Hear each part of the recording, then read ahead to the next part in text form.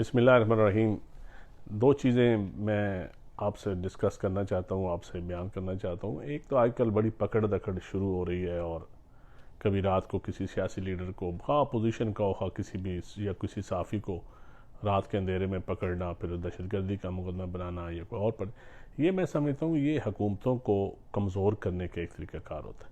अगर आपने किसी को पकड़ना है तो आप उसको नोटिस भेज सकते हैं, उसको लीगल नोटिस भेजें या उसको अदालत की तरफ से वारंट भेजें, क्योंकि बंदा अगर पेश ना हो तो फिर उसके घर में पुलिस का दाखिला होना। अब हम 2023 में हैं, ये तो पुराने हथकंडे हैं और ये तो अगलों को और सियासी तौर पे उनका कद बढ़ाने के लिए आप जो करना चाहते हैं ये चीज़ें। दूसरा, बड़ी सियासत में करप्शन की बातें होती हैं। मैं अक्सर गल्ला सुनना कि बड़ी जी करप्शन।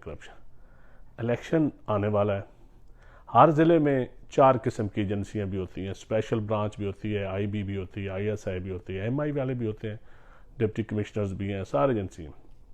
MPs MNAs को ये 1985 से फंड्स मिलते थे। पिछले 3 टनोर ले लें, एक टनोर प्यूर पार्टी का भी है, एक नून लीग का और एक PTI का। तीनों टनोर्स की हर ज़िले में से रिपोर्ट्स बनती हैं कि कौन MP MNA लोकल गवर्नमेंट वालों से, बिल्डिंग वालों से या हाईवे वालों से या ज़िला कौंसल मतलब है PWD वालों से कौन कमीशन लेता है। और वो यकीनन ठेकेदारों को भी पता होता है। हर ठेकेदार को से आप पूछ लें कि कौन MP MNA आपसे कमीशन लेता है, किसका करिंदा, किसका करीबी अजीज़ आपसे कमीशन लेता है।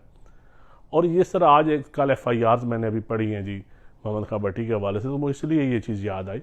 तो ये अभी इलेक्शन से पहले एक रिपोर्ट्स पॉलिटिकल पार्टीज़ के हेड को भी जानी चाहिए, जो यकीनन फैसला नहीं करेंगे, सिर्फ बातों करने की हद तक करेंगे, क्योंकि ये करप्शन इलेक्टेबल उनको चाहिए होते हैं, उनको अच्छे कैंडिडेट चाहिए होता है। अच्छा कैंडिडेट बेशक कमीशन भी ले, कोई नहीं उसको पूछेगा, लेकिन PTI का तो बड़ा नारा है करप्शन का। तो पिछला टर्नओवर भी गुजरा है, आप हर ज़िले में जिस MP MNA ने कमीशन ली होगी वो सामने आ जाएगी। और मैं समझता हूँ ये बेस्ट मौका है। एक तो कहीं को फिर पहला एहतसाब इस तरह हो सकता है कि उसकी पार्टी उसको टिकट ना दे। दूसरा, आवाम को पता चलना चाहिए कि कौन आपका MP MNA जो फंड्स कमीशन सड़कों से या चीज़ों दूसरी सारी तरक्याती स्कीमों से लेता रहा। और फिर एक और बात है कि डिप्टी कमिश्नर्स भी 2% लेते रहे हर ज़िले का। अभी ब्यूरोक्रेसी बड़ा रिशफलिंग हो रही है, ये हो रही है, वो हो रही है।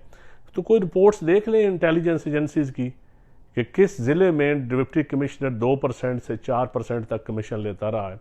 मैं किसी का नाम नहीं लेता, तमाम पंजाब से ही आप ले लें, KPK से ले लें या आप सिंध से ले लें या कहीं। तो आप पंजाब में तो मैं कई को जानता हूँ जो बज़ाहिर बड़े अपराइट ईमानदार अफसर हैं, लेकिन वो डेवलपमेंट स्कीमों से कमीशन उनकी स्पीड में नहीं थी। 16, 17, 18% कमीशन ली जाती है जिसमें डिप्टी कमिश्नर।